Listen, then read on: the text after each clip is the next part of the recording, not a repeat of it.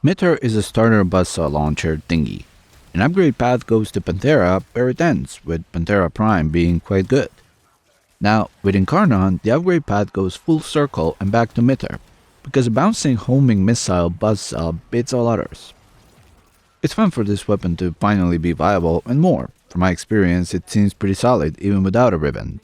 Now, it currently has a very high disposition, so I can imagine what you guys can make. But honestly, evolutions just fill the weapon's flaws completely.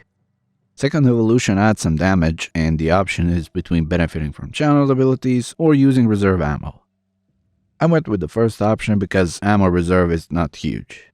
Both are viable with different setups.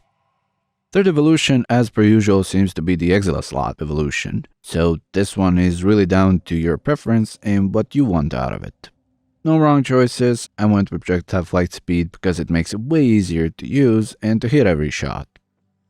Last evolution has an option that adds bonus to fully charged shot, but the second option adds tons of criticals, which is a way to go in my opinion, making this weapon fully critically viable across the board. Last option is split between some criticals and some status, but the weapon already has high status. Worth mentioning is that this last option might work with some slash build because of very high innate slash. But for a middle ground build, I went with this. Criticals, fire rate, viral, multi-shot, and galvanized aptitude. Even though Incarnon form has a small explosion, it's, well, small, and damage is pretty much split in the middle between direct hits and the explosion. That's why I'm still going with galvanized aptitude, it helps out a ton. Fire rate is not that needed for Incarnon mode, but it makes regular emitter far better. You still get to spam Incarnon mode a bit more, which I like because it creates chaos with all the projectiles bouncing around. Imagine that with Mirage. Vigilante Multishot is a Joker mod here. You can use whatever you like, hunter munitions or even an augment to fight those pesky nullifiers. I'm not sure about adding more explosion radius because base is only 3 meters and fall off is not steep, but you can try.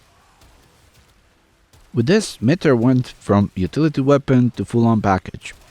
Its homing feature is both a pro and a con. While it will help correct your aim sometimes, it will also act with a mind of its own. It appears to consider nearest targets to be a priority, and no matter how much you try not to aim at those, projectile will go for them, which can be a pain when some high priority target is behind them. I kinda wish this homing feature that's not just on Mitter but also on Wolf Sledge. I really wish that it was a toggle option in settings if we want that. As good as it can be, at times it can be quite frustrating. Sure, I did not have that much time with Mitter Incarnon, but I am an avid Wolf Sledge enjoyer, and sometimes I feel like eating that hammer into the orbit when it starts going for target it thinks I'm aiming for. Same with this, but as a fun little gimmick, you can't really go around the cover to hit targets, but you can shoot over the cover to get a hit.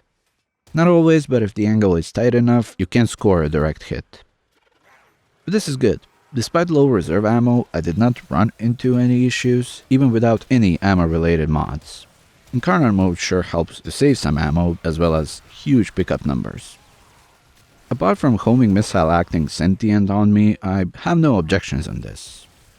Also as a side note, because of such small explosion radius, it's not super needed to run status immunity or prime sure-footed with this weapon. You'll be fine without it for the most part. It only triggers when you're really close to target and basically hugging them. So it works, and honestly, it's worth getting it for the unique nature of this weapon. Thank you for watching, and I'll see you in the next one.